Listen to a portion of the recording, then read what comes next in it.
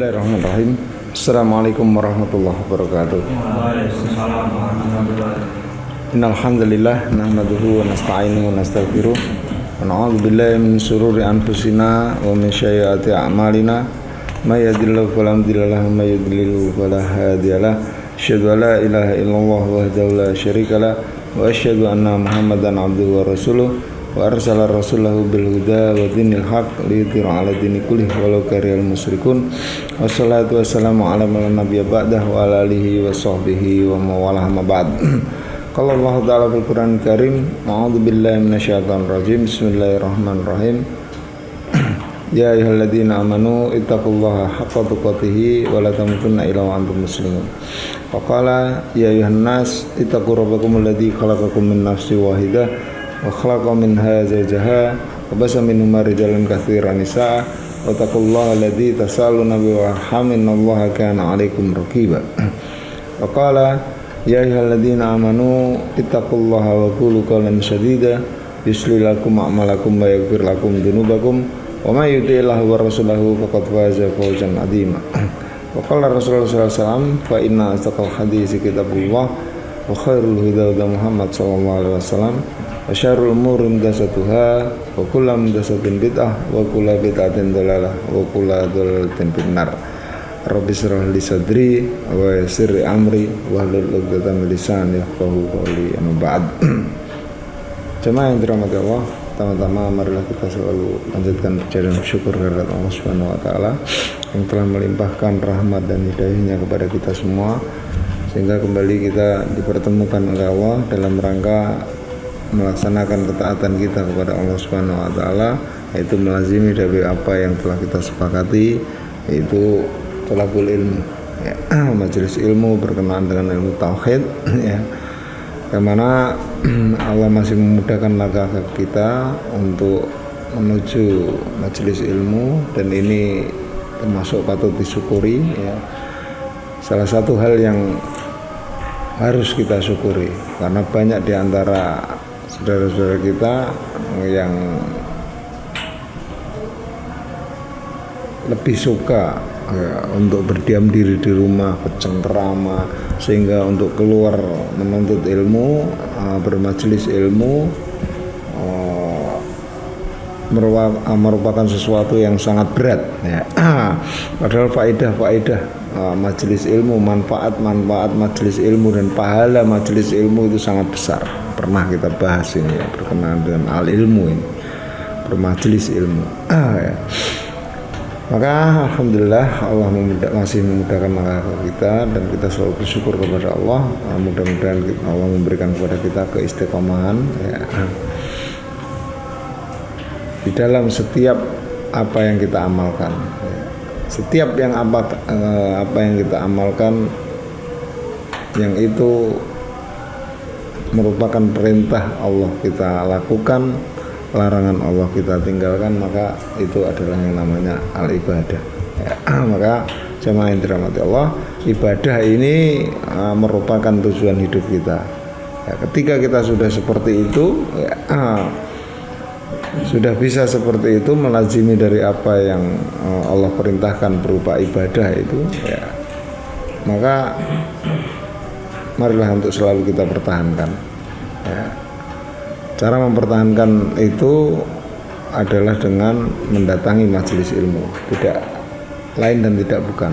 Tanpa mendatangi majelis ilmu, ya, kita akan, ya, bisa jadi suatu saat kita akan merasa berat, merasa malas, kemudian akan menjadi yang namanya futur, ya. Dan bisa jadi ini merembet kepada amal-amal yang lain, ya. Apalagi sampai merembet kepada amal-amal yang wajib, alhamdulillah menjadi. Maka pentingnya kita bermajelis ilmu untuk mengetes keimanan kita. Apalagi yang kita bahas di sini adalah berkenaan dengan tauhid, ya, yang menjadi pokok dasar keimanan untuk beramal soleh, ya. Maka sekali lagi marilah kita bermohon kepada Allah supaya diberikan keistiqomahan. Sampai kapan? Sampai ajal menjemput kita. Salat dan salam semoga selalu tercurah kepada baginda Rasulullah SAW, serta keluarganya, sahabatnya, dan orang-orang yang senantiasa mengikuti sunnahnya, dan kepada orang-orang yang selalu berjihad meninggikan kalimat la ilaha illallah hingga tidak ada kalimat lain kecuali kalimat la ilaha illallah yang tegak di muka bumi ini. Dan mudah-mudahan kita termasuk bagian dari orang-orang yang membela hak-hak Allah di muka bumi ini, membela kalimat la ilaha illallah sampai kapan juga, sampai ajal menjemput kita. Bahkan itu tentunya tidak lepas dari pengorbanan, baik itu harta, tenaga, pikiran, sampai nyawa kita ya. Apapun kita pertaruhkan untuk tegaknya kalimat la ilaha illallah di muka bumi. Mudah-mudahan kita termasuk bagian dari ini. Amin amin Allahumma amin. Jemaah yang dirahmati Allah, melanjutkan dari materi kita berkenaan dengan at-taghut. Siapa saja at-taghut yang kemarin kita sudah bahas. Kepala taghut yang pertama adalah setan ya. Dan pada malam hari ini kita akan membahas taghut yang selanjutnya, yaitu hawa nafsu.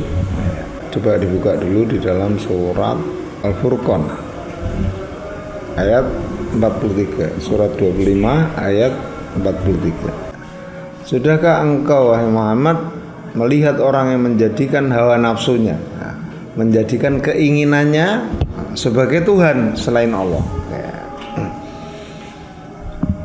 Apa anta takunu alaihi wakila? Apakah engkau akan menjadi pelindungnya, menjadi walinya, menjadi wakilnya? Apakah engkau tetap akan menjadikan hawa nafsu ini sebagai wali kita yang selalu memperturutkan apa yang menjadi keinginannya ya. Hawa nafsu, keinginan ya. Karena hawa nafsu ini bisa menjadi Tuhan. Jangan dikira hawa nafsu ini tidak bisa menjadi Tuhan. Nah, ini Allah yang berfirman di surat Al-Furqan ayat 43. Sudahkah engkau Muhammad melihat orang yang menjadikan keinginan, menjadikan hawa nafsu sebagai Tuhan ya. Ketika Allah berfirman di dalam Al-Quran, pasti ada pelakunya. Ini yang harus kita ingat ya. Berarti banyak orang-orang yang menjadikan hawa nafsu ini sebagai Tuhan ya. Tuhan selain Allah. Bisa jadi dia di sisi lain dia sholat, tapi di sisi lain dia mengedepankan hawa nafsu yang menyelisih dari apa yang Allah perintahkan ya. Hawa nafsu lebih berbicara daripada wahyu ya. Wahyu dari Allah Subhanahu wa taala ya. Maka hawa nafsu ini bisa menjadi taghut yang paling besar di dalam diri kita ya. Menjadi sesuatu yang diibadahi selain Allah Subhanahu wa taala ya. Selain setan itu sendiri, setan yang selalu membisikkan ke dalam dada manusia, yuwaswisu fi sudurinas ya. Di satu sisi, di sisi lain ada hawa nafsu yang selalu mengajak kepada keburukan ya. Yang ketika diikuti kemudian itu berselisih dengan apa yang telah Allah turunkan, menyelisih hukum-hukum Allah, maka artinya dia sedang beribadah kepada hawa nafsunya. Dia tidak sedang beribadah kepada Allah, tetapi dia sedang beribadah kepada hawa nafsunya. Mungkin di satu sisi dia sholat, mungkin di satu sisi dia puasa, tapi pada hal-hal tertentu dia menjadikan hawa nafsunya itu melebihi dari firman-firman Allah. Ini sebagai panduan kita untuk menjadikan untuk pembahasan kali ini ya. Hawa nafsu itu sendiri ya, banyak pendapat dari para ulama berkenaan dengan apa itu hawa nafsu ya. Al-Imam Ibnu Qayyim rahimahullah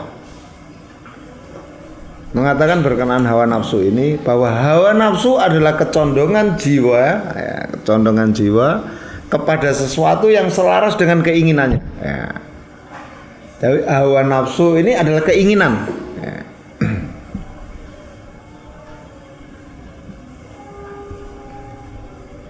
Ibnu Rajab ya, rahimahullah juga berkata berkenaan dengan hawa nafsu ini. Terkadang dimutlakan penyebutan hawa nafsu dengan makna cinta dan kecondongan. Ya. Maka termasuk di dalamnya kecondongan kepada kebenaran atau sebaliknya. Ya. Hawa nafsu ini bisa condong kepada kebenaran, tetapi sebaliknya bisa condong kepada kesesatan.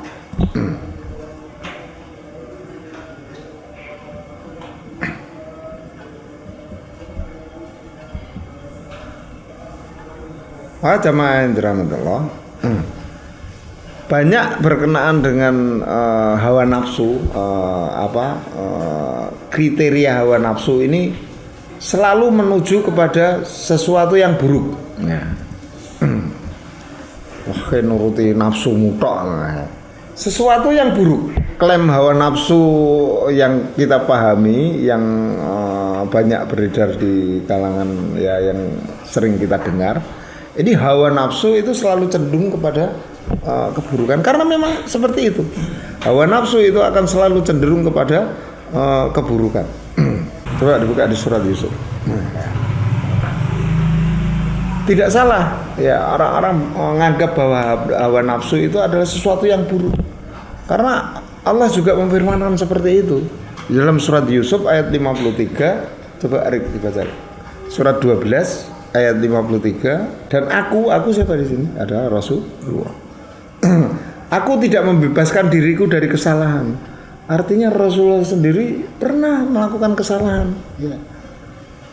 Karena Rasulullah juga manusia biasa. Ya. Rasulullah maksum karena dia dijaga oleh Allah Subhanahu wa taala dari kesalahan. Tapi sebagai manusia biasa, Rasulullah juga pernah melakukan kesalahan. Tapi begitu Rasulullah melakukan kesalahan, ada ayat turun. Nah, seperti itu. Untuk menegur kesalahan yang dilakukan oleh kekasihnya, Rasulullah Muhammad SAW. Dan kemudian Rasulullah tunduk kepada wahyu, bukan terus menuruti hawa nafsunya untuk tetap melakukan kesalahan. Ketika melakukan kesalahan ditegur oleh ayat, nah Rasulullah lebih condong untuk mengikuti apa yang menjadi firman Allah. Sebagaimana di surat Abasa ya, sering kita sudah pernah kita itu Rasulullah melakukan kesalahan, tapi terus ditegur dengan turunnya ayat. A'udzubillahi minasyaitonirrajim. Wa ma ubarri'un nafsah. Aku tidak membebaskan diriku dari kesalahan. Inna nafsa la amaratun bisu. Karena sesungguhnya nafsu itu selalu menyuruh kepada keburukan. Jadi tidak salah orang-orang berpendapat bahwasanya nafsu itu selalu yang buruk-buruk. Ya. Tapi ada kecualinya. Ila ma rahima rabbi. Kecuali nafsu, keinginan yang dirahmati oleh Allah Subhanahu wa taala. Ya. Jadi hawa nafsu ini bisa mengajak kepada keburukan, ya. Kebanyakan ini mengajak kepada keburukan, ya. Inna nafsa la amaratun bisu. Nah, karena sesungguhnya nafsu itu selalu mengajak kepada keburukan, tetapi ada pengecualian.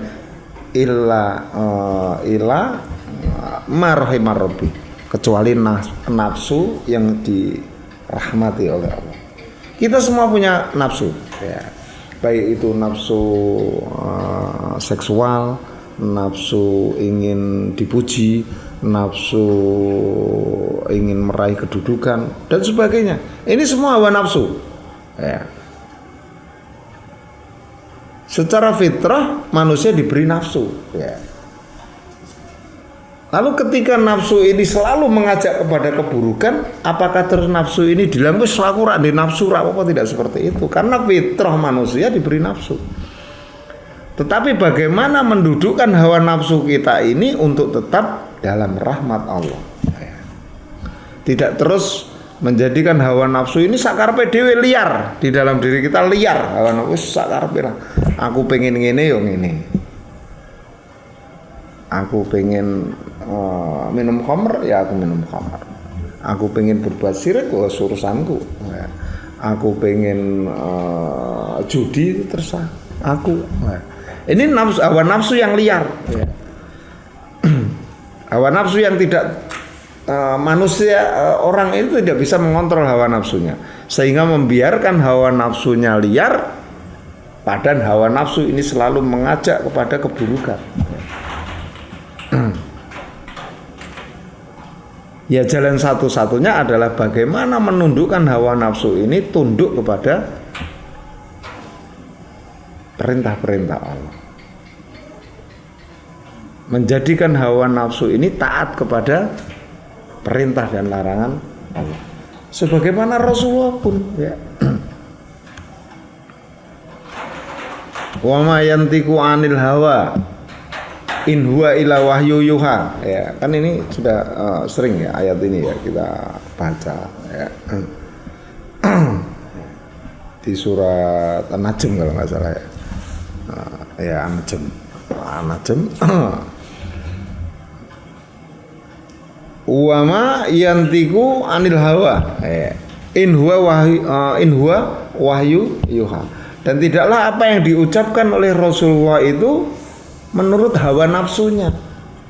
Awal-awal surat An-Najm itu, surat An-Najm itu surat 53 ya.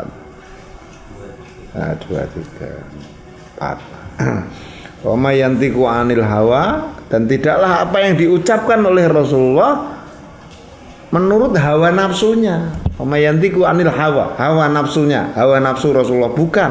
Nah, in huwa ila wahyu yuha, tetapi tidak lain apa yang diucapkan oleh Rasulullah adalah wahyu. Sesuai dengan apa yang telah Allah perintahkan dan apa yang Allah larang. Ini ya.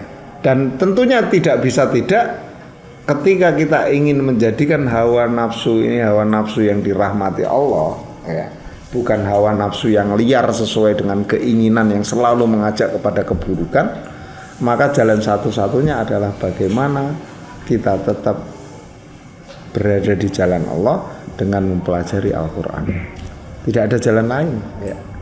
Karena Al-Quran adalah satu-satunya petunjuk hidup yang mengajak kepada kebaikan, satu-satunya petunjuk hidup bagi manusia, aturan hidup bagi manusia supaya tetap bisa dekat dengan Rabbnya. Dalikal kitabul la raiba fihi hudalil muttaqin, sebagai petunjuk. Al-Quran tidak ada yang keliru ya, semua adalah kebenaran. Dalikal kitabul la raiba fihi, tidak ada keraguan, semuanya kebenaran. Hudalil muttaqin, sebagai petunjuk bagi orang-orang yang mengaku dirinya bertakwa. Maka hawa nafsu ini hati-hati, jangan sampai dibiarkan liar di dalam diri kita, kemudian yang akan menggerogoti jiwa kita, sehingga ketika liar ini dibiarkan ya, maka bisa jadi akan menjadi Tuhan bagi kita dan akan menjadi at-taghut di dalam diri kita. Ini yang harus kita pahami betul-betul ya. Maka hawa nafsu harus kita tundukkan, sehingga hawa nafsu menjadi hawa nafsu yang dirahmati oleh Allah, tentunya dengan mengikuti petunjuk sebagaimana Rasulullah tadi ya. Wa ma yantiqu 'anil hawa illa wa ma yantiqu 'anil hawa in huwa illa wahyu yuha ya. Ini yang harus kita ikuti. Nah, Rasulullah sebagai uswah hasanah, kita juga harus mengikutinya ya. Tundukkan hati kita untuk tunduk dan taat kepada perintah Allah, tunduk dan taat kepada larangan Allah. Apa yang Allah perintahkan maka kita lakukan, apa yang Allah larang maka kita tinggalkan. Ini menjadikan diri kita tetap mempunyai hawa nafsu, tetapi hawa nafsu yang dirahmati oleh Allah. Hawa nafsu kepada wanita sama saja. Bagaimana kita mengkondisikan hawa nafsu kita, keinginan kita kepada seorang wanita dengan cara apa? Sebagaimana yang diperintahkan oleh Allah. Nikah, ya. Sebelum nikah jangan sampai ada pacaran. Karena pacaran ini yang akan menjerumuskan kita, ya.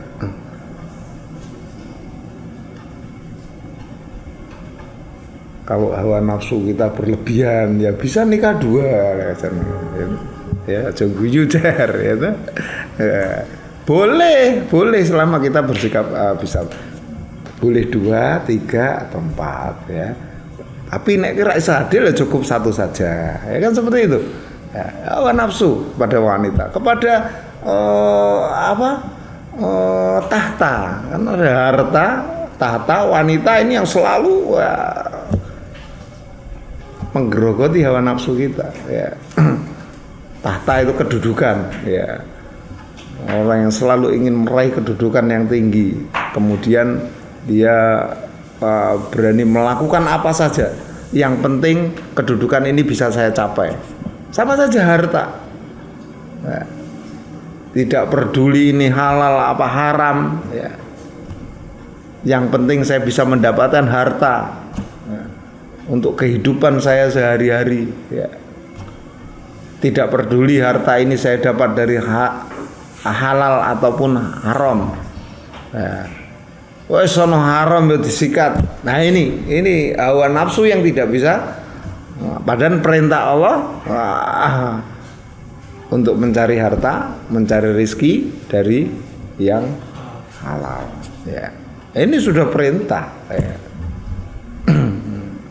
Tinggal kita mau taat apa tidak, ya. Mencari harta yang halal, kemudian kita dapatkan harta yang halal, kita belanjakan kemana, ya. Ini masih ada pertanggungan jawab juga.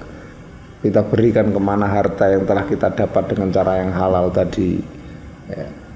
Kita ambil dari cara yang halal, tapi kemudian kita belanjakan pada sesuatu yang haram, sama saja, ya. Cara membelanjakannya juga dibelanjakan di jalan Allah, ya. Ya. Karena di dalam Islam ini banyak aturan, ya. Islam itu sendiri adalah aturan. Dan aturan itu ada di dalam Al-Quran, ya. Bukan terus seenak kita sendiri, seenak hawa nafsu kita sendiri. Berarti ketika kita seperti itu, maka kita sedang beribadah kepada hawa nafsu kita. Menjadikan hawa nafsu ini sebagai Tuhan, artinya menjadikan hawa nafsu ini sebagai taghut. Padahal kita diperintahkan untuk mengkufuri taghut, ya kan seperti itu. Ini hawa nafsu ini yang selalu dekat dengan kita, ya. Setan selalu dekat dengan kita, kan seperti itu. Akan menggoda manusia dari depan, akan mendatangi manusia, mendatangi anak Adam dari depan, belakang, kanan dan kiri. Kita dikepung oleh setan, selalu dekat dengan kita. Hawa nafsu sama saja, selalu dekat dengan kita, membisikkan kata-kata yang sama, ya, mengajak kepada keburukan. Inna nafsala amaratun bisu, selalu mengajak kepada keburukan, kecuali nafsu yang dirahmati oleh Allah.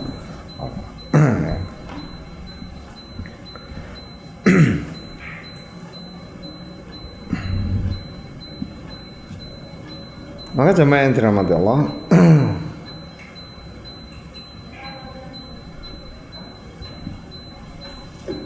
jadi seperti itu berkenaan dengan hawa nafsu. Hawa nafsu ini bisa mengajak kepada keburukan, tetapi juga hawa nafsu ini bisa mengarah kepada kebaikan. Tinggal bagaimana kita mensikapi, dan bagaimana kita mensikapi kehidupan di dunia ini untuk kemudian kita menekan hawa nafsu yang mengajak kepada keburukan, kita kalahkan, ya. Demi ketaatan kita hanya kepada Allah. Anikbudullah wastanibut taghut. Kita hanya beribadah kepada Allah dengan mentaati segala perintahnya dan menjauhi segala larangannya. Anikbudullah wastanibut taghut. Termasuk hawa nafsu ini adalah taghut yang paling berpengaruh di dalam diri kita, karena selalu beriringan dengan kemanapun kita pergi. Kemanapun kita pergi, selalu ada setan, hawa nafsu. Nah, maka ini adalah kepala togut yang paling berpotensi untuk mengganggu kita dalam kita beribadah kepada Allah. Ya. Ketika kita sudah terjerumus kepada hawa nafsu yang selalu membisikkan kepada keburukan ini tadi, ya, ini yang terus akan mengekang kita, yang artinya kita saat itu kita sedang berada di dalam peribadatan kepada selain Allah, yaitu peribadatan kepada at-taghut berupa hawa nafsu kita.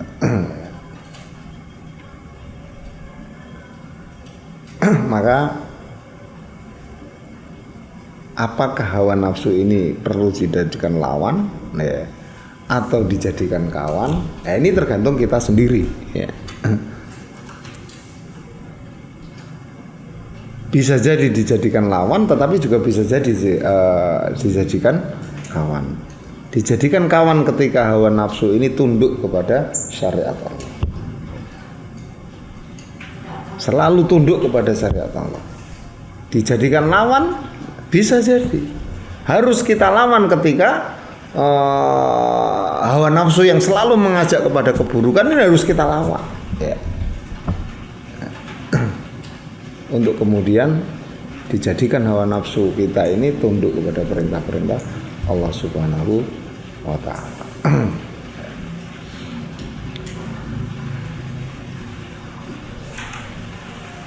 Bagaimana yang tadi di surat Al-Furqan tadi, ya, tentang hawa nafsu bisa menjadi Tuhan. Ini yang paling berat, ya. Ini yang paling berat berkenaan dengan hawa nafsu yang telah dijadikan Tuhan oleh orang yang mengumbar hawa nafsunya. Terus mumpung aku urip ning dunya, urip ning dunya cuma sekali, apa digawe susah-susah kakek aturan, ya. Tidak mau terikat dengan aturan Allah, kemudian dia menjadikan hawa nafsu ini tetap di dalam yang selalu mengajak kepada keburukan tadi, ya. Maka hati-hati terhadap at-taghut, ya. At-taghut yang ini, ya. Coba dibuka lagi di surat Ad-Jasiyah, ya, ayat 23. Afara'aita man ittakhadha ilahahu hawa wa adallallahu ala ilmin, ya. Ya. Wa ja'ala ala sam'ihi wa qalbihi wa ja'ala ala basarihi ghisawah, ya. Ghisawah iki kupinge ditutupi, disumbat, ya. Dia sudah tidak bisa mendengar, sudah tidak bisa melihat, ya. Sudah tidak bisa merasakan dengan hatinya, ya. Allah telah menutup telinganya, menjadikan telinga ini disumbat oleh Allah. Bayangkan, orang yang menjadikan hawa nafsu sebagai Tuhannya, ya, Allah membiarkan berdasarkan ilmunya tadi, ilmu tentang hawa nafsu yang dibiarkan tadi, membiarkan sesat di dalam pengetahuannya, kan seperti itu tadi, ya. Karena dia menjadikan hawa nafsu ini diperturutkan, hawa nafsu yang diperturutkan, tidak peduli dalilnya seperti ini. Ketika aku pengen gini kok gini, maka dibiarkan tersesat oleh Allah karena pengetahuannya ini tadi, ya. Dan Allah telah mengunci pendengarannya, ya. Wa khatama ala sam'ihi, ya. Pendengarannya, Allah telah mengunci pendengarannya, ya. Wa qalbihi, hatinya, ya. Hatinya dikunci mati oleh Allah, ya. Sudah sulit untuk dinasihati. Orang yang menjadikan hawa nafsu sebagai Tuhannya, hawa nafsu sebagai yang selalu diperturutkan, Allah mengunci pendengarannya dikunci ono nasihat tidak peduli. Allah mengunci hatinya, dinasihati dengan ayat-ayat Allah juga sudah tidak mampu, ya. Wajala ala basarihi, ya. Pasir penglihatannya sudah dibutakan oleh Allah Subhanahu wa taala. Ghishawah ya. Allah meletakkan tutupan di atas penglihatannya. Terus itu matanya tertutup tidak bisa melihat kebenaran, tidak bisa melihat tanda-tanda kebesaran Allah dan sebagainya. Bayangkan ketika orang sudah seperti itu, ya wis ora iso ngrungokke, ora iso ndelok, hatine cupet piye jan. Ya. Coba jenengan semua, matane tutup ono, kupingmu tutup ono, dia akan bingung, ya. Bingung akan menjadi orang yang tersesat-sesat. Tapi beda lain halnya dengan orang yang matanya bisa melihat. Ini secara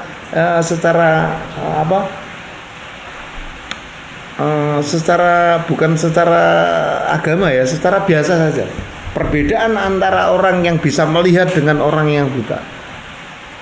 Kul hastawil ladzina ya'lamuna wal ladzina la ya'lamun. Apakah sama orang yang bisa Kul hal yastawil ladzina, apakah sama orang yang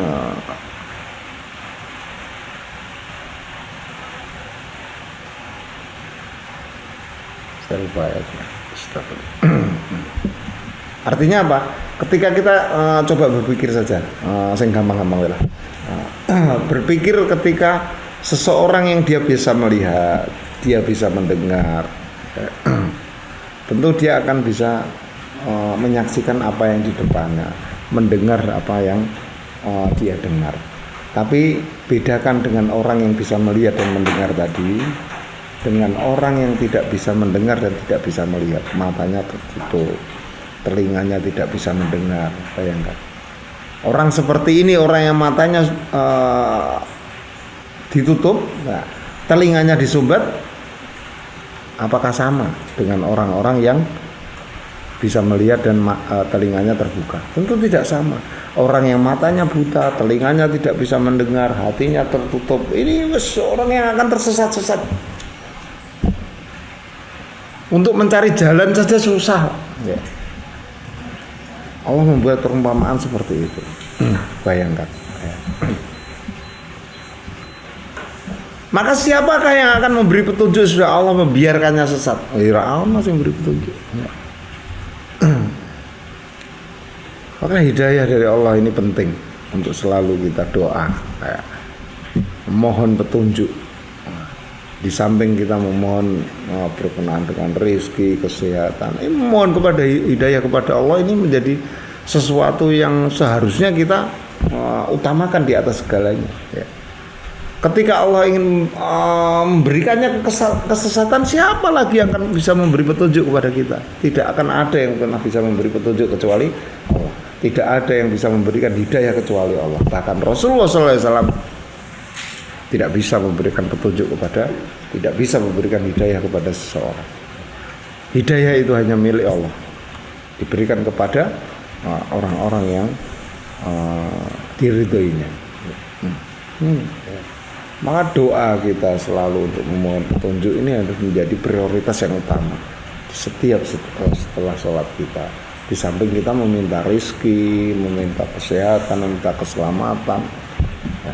Tapi petunjuk, hidayah ini tetap kita nomor satukan di antara di atas yang lain-lain, ya, supaya kita tetap dalam track, ya. Di jalan yang dirahmati oleh Allah Subhanahu wa taala. Ya. Kita berdoa memohon rezeki kepada Allah, memohon keselamatan, dikai kabeh, tapi tidak diberi petunjuk apa yang bisa kita banggakan kelak di akhirat. Ya. Ya. Ini penting, ya. Maka hidayah Allah ini menjadi satu-satunya yang menjadi prioritas dalam setiap doa kita. Jangan hanya melulu kita berdoa memohon rezeki, keselamatan dan sebagainya. Itu adalah bagian corone kembang-kembangannya. Ya. Pokoknya adalah petunjuk dari Allah Subhanahu wa taala. Setelah ketika Allah sudah memberi petunjuk, tidak akan yang bisa memberikan kesesatan bagi kita. Dan kita akan menjadi orang yang insya Allah bahagia di dunia dan akhirat. ketika Allah sudah memberikan seseorang itu hidayah atau petunjuk. Coba buka lagi di surat Al-Qasas.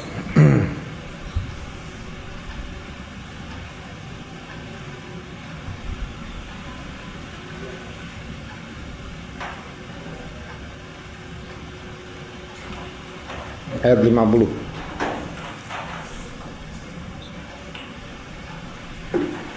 Bismillah.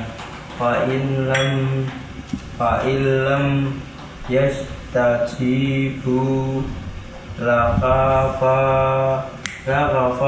lam annama yattabi'una ahwa'ahum wa man adollu mimman ittaba'a hawahu bi ghairi hudam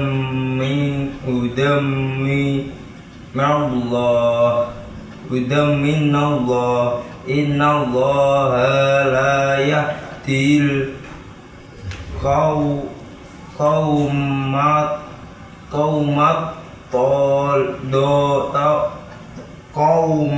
dolimin. Maka jika mereka tidak menjawab tantanganmu, maka ketahuilah bahwa mereka hanyalah mengikuti keinginan mereka. Dan siapakah yang lebih sesat daripada orang yang mengikuti keinginannya tanpa mendapat petunjuk dari Allah sedikit pun. Sungguh Allah tidak memberi petunjuk kepada orang-orang yang zalim. Ya. Qaumid dolimin, orang dolim. Siapa yang orang yang dolim? Orang yang menjadikan hawa nafsu ini sebagai Tuhannya. Ya. Maka fa'ilam yastajibu laka fa'lamu annama yattabi'una ahwa'ahum. Maka jika mereka tidak menjawab seruanmu, tidak menjawab tantanganmu, apa yang diseru Rasulullah? Al-Quran. Rasulullah menyeru berkenaan dengan Al-Quran. Maka jika mereka tidak menjawab seruanmu berkenaan dengan Al-Quran, maka ketahuilah bahwa sesungguhnya mereka hanyalah mengikuti hawa nafsu mereka belaka. Artinya nek kita tidak mengikuti Al-Quran, maka berarti dia sedang beribadah kepada hawa nafsunya. Karena yang bisa mendudukkan hawa nafsu ini adalah petunjuk dari Al-Quran. Maka di sini disebutkan di dalam surat Al-Qasas ini. Ya. Maka jika mereka tidak menjawab seruanmu, wahai Muhammad, seruan Rasulullah Muhammad adalah Al-Quran, maka ketahuilah bahwa sesungguhnya mereka hanyalah mengikuti hawa nafsu mereka belaka. Dan siapakah yang lebih sesat daripada orang yang mengikuti hawa nafsunya, ya, dengan tidak mendapat petunjuk dari Allah sedikit pun. Sungguhnya Allah tidak memberi petunjuk kepada orang-orang yang zalim.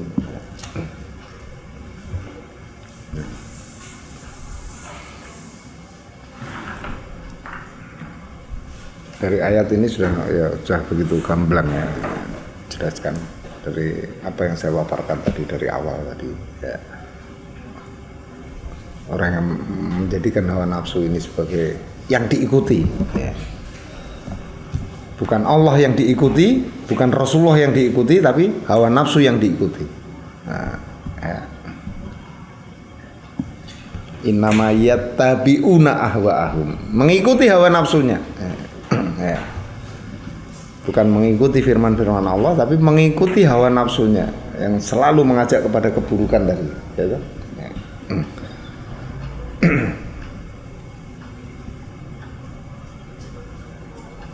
Maka jemaah yang dirahmati Allah, mengikuti hawa nafsu ini bisa menjadikan kesesatan yang utama, ya.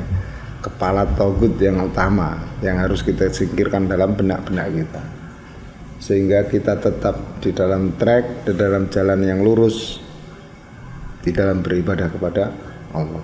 Bukan untuk kita singkirkan, tetapi untuk kita jadikan kawan, ya, hawa nafsu ini kita jadikan kawan, tentunya dengan mengikuti apa yang telah Allah perintahkan dan menjauhi dari apa yang Allah larang. Jadi jadikan hawa nafsu kita ini sebagai kawan, atau jadikan dia lawan ketika hawa nafsu ini selalu mengajak kepada keburukan, ya. Sebagaimana at-taghut yang pertama, yaitu setan yang selalu membisikkan kata-kata yang indah-indah, sama hawa nafsu ini juga sama. Karena hawa nafsu manusia ini kecenderungannya untuk berbuat keburukan, ya. Kalau setan selalu mengajak keburukan, bisa jadi setan itu mengajak kepada kebaikan untuk diarahkan kepada satu buah kesyirikan, ya. Ini hawa nafsu ini selalu mengajak kepada yang enak-enak, ya.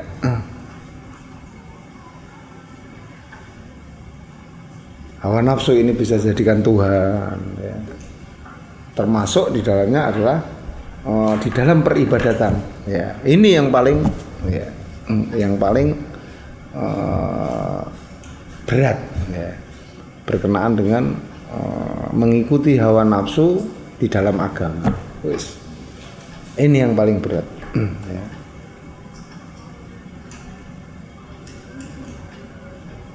Termasuk di dalamnya mengikuti beribadah, mengikuti tradisi nenek moyang, mengikuti kebanyakan manusia, ya.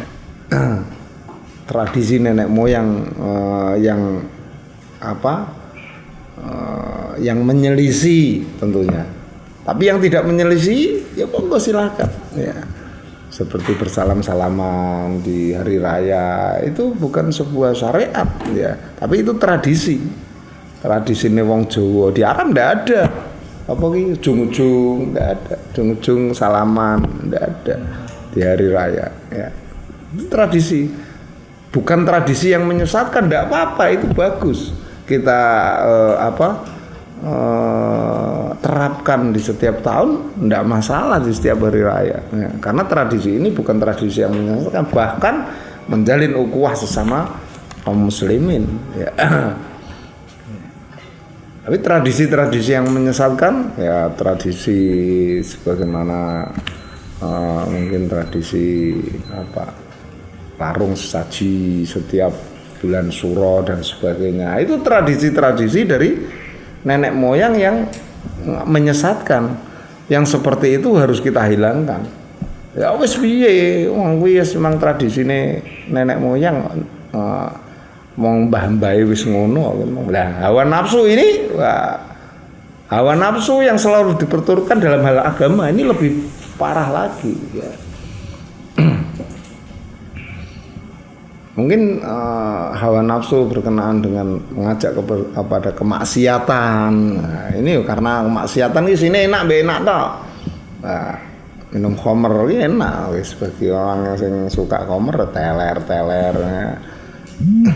Ndase rada gliyeng sithik. Judi ya wis enak santai, sarungan wis, ya. Apa kaos dipopot sampai klek. Enak, ya. Topine diwalik. Ya, seperti itu. Ya, hal yang seperti itu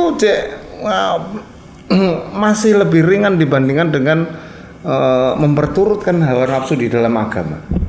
Ini malah ngeri meneh, ya. Orang yang berbuat maksiat memperturutkan hawa nafsu karena kemaksiatan ini terserah Allah, ya. Dia mau mengampuni atau mau mengadabnya, ya, terserah Allah. Tapi hawa nafsu berkenaan dengan agama yang bisa menjatuhkan dia ke dalam kesyirikan, naudzubillah, ya. Allah tidak akan mengampuni. Innallaha la yaghfiru an yushraka bihi wa yaghfiru ma duna dzalika liman yasha. Sungguhnya Allah tidak akan mengampuni dosa syirik, dan Allah akan mengampuni dosa selain syirik bagi siapa yang dikehendaki. Memperturutkan hawa nafsu dalam hal agama, ini bisa menjadikan seseorang ini terjatuh ke dalam kesyirikan, ya. Nah, wis terjatuh ke dalam kesyirikan kemudian dia mati dalam membawa paham itu, ya, Allah tidak akan pernah mengampuni. Orang musyrik tempatnya di dalam neraka jahanam. Tidak cuma itu saja, khalidina fiha, ya. Kekal di dalamnya, bayangkan, ya. Bukan terus wah maksiat lebih enak, ya enggak ya. Nek maksiat itu diperturutkan ya terus akhirnya bisa menjadikan murtad. Murtadnya di mana? Ya. Ketika seseorang dia suka maksiat misalnya judi ya. Selama dia masih menganggap bahwa judi itu haram, maka dosanya dosa maksiat. Nah. Tapi ketika karena saking wis kulinone dia menganggap bahwa judi itu biasa, akhirnya judi itu sesuatu yang dibolehkan. Nah ini yang membuat dia murtad dari Islam. Ataupun khamr ya. Khamr itu sesuatu yang haram. Selama peminum khamr ini menganggap bahwa khamr itu haram, dia terkena dosa maksiat ya. Itu masih bisa diampuni oleh Allah. Tapi ketika menganggap bahwa khamr itu sesuatu yang halal, ya dia murtad. Ya. Merubah hukum Allah ya. Sesuatu yang Allah sudah tentukan keharamannya dirubah olehnya karena dia suka khamr, menjadi khamr itu sesuatu yang halal. Merubah hukum Allah, murtadnya di situ ya. Kan bahaya ya. Maka jemaah yang dirahmati Allah, hawa nafsu ini ya ini tadi harus selalu ditundukkan, dijadikan kawan supaya apa? Supaya tetap berada di dalam rahmat Allah dengan mengikuti Al-Quran. Ataupun hawa nafsu ini pada suatu saat harus dijadikan lawan ketika hawa nafsu ini mengajak kepada keburukan. Apalagi berkenaan dengan hawa nafsu, memperturutkan hawa nafsu di dalam beragama. Apapun tradisi, baik tradisi ya. Di dalam beragama yang tidak diajarkan oleh Rasulullah dan sebagainya ya. Ini perlu pembahasan yang lain lagi, tapi pada intinya at-tauhid setelah setan ini hawa nafsu yang selalu berada di dalam diri kita, di sekeliling diri kita, yang selalu mengajak kepada setan selalu mengajak membisikkan kata-kata yang indah-indah. Dan setan itu bisa membisikkan sesuatu yang baik, mengajak kepada bermacam-macam kebaikan untuk dijerumuskan kepada satu kesyirikan. Tapi hawa nafsu ini ya selalu mengajak kepada yang enak-enak, dan yang enak-enak itu biasanya selalu bermaksiat kepada Allah Subhanahu wa taala. Maka tundukkanlah hawa nafsu ini sebagaimana yang telah Rasulullah ajarkan, wa ma yantiqu anil hawa illa wahyu in huwa illa wahyu yuha. Jadi apapun yang kita ucapkan bukan karena hawa nafsu kita, apapun yang kita lakukan bukan karena hawa nafsu kita, tapi atas petunjuk wahyu. Hawa nafsu kita ketika Allah memerintahkan kita aqimus sholat, hawa nafsu kita ya hawane aras-arasen ya. Tapi bagaimana kita bisa melawan hawa nafsu kita untuk mendatangi rumah Allah, mendatangi panggilan muadzin. Karena pada dasarnya panggilan muadzin itu adalah panggilan Allah. Nah, ini menundukkan hawa nafsu untuk taat kepada Allah. Jangan hawa nafsu diperturutkan. Cek wayahe kerja sangko sik. Wayahe turu angko sik dan sebagainya. Akhirnya malah blong kabeh. Memperturutkan hawa nafsu. Maka jamaah yang dirahmati Allah, ini berkenaan dengan hawa nafsu yang mana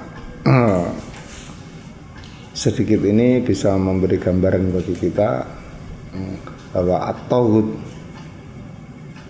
kepala tauhid ini ada setan yang selalu harus kita hindari supaya kita tetap mengkufurinya ya.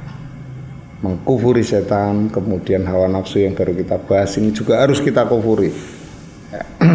Sehingga anikbudullah wastanibut tauhid ini tetap bisa menjadi keseimbangan dalam diri kita. Satu sisi kita beribadah kepada Allah, satu sisi juga kita mengkufuri Tuhan-Tuhan selain Allah. Ini selaras dengan kalimat la ilaha illallah yang kita ikrarkan ya. La ilaha illallah, tidak ada Tuhan. Artinya kita harus meniadakan Tuhan-Tuhan setan, Tuhan-Tuhan hawa nafsu. La ilaha illallah, untuk menjadikan Allah satu-satunya yang berhak kita ibadahi. Artinya ketika kita ibadah harus meniadakan Tuhan-Tuhan selain Allah. Artinya kita harus memurnikan ketaatan kita dalam beribadah kepada Allah. Wa ma umiru illa liya'budullaha mukhlishina lahuddin. Dan tidaklah aku perintahkan kepadamu untuk memurnikan ketaatan di dalam beribadah. Artinya kita tidak boleh berbuat syirik. Dan kategori syirik ada syirik syirik akbar, ada syirik asghar. Dan ketika seorang mati dalam kondisi membawa keyakinan syirik akbar, Allah tidak akan mengampuni dosanya. Kan bahaya. Jangan sampai kita terjerumus di dalam hal-hal seperti itu. Ketika kita sudah punya ilmunya, maka ketika kita terjerumus ke dalam hal itu, kita diingatkan oleh ilmu kita. Oh, ini ternyata syirik. Oh, ini ternyata ini tauhid yang harus kita kufuri. Nah, inilah pentingnya majelis ilmu. Mungkin ini yang bisa saya sampaikan berkenaan dengan hawa nafsu. Mungkin ada kurangnya datangnya karena kebodohan saya. Kalau ada kebenarannya datangnya dari Allah Subhanahu wa taala. Mari kita akhiri dengan doa kepada majelis. Subhanakallahumma wa bihamdika asyhadu an la ilaha illa anta astaghfiruka wa atubu ilaik. Billahi taufiq wal hidayah. Assalamualaikum warahmatullahi wabarakatuh.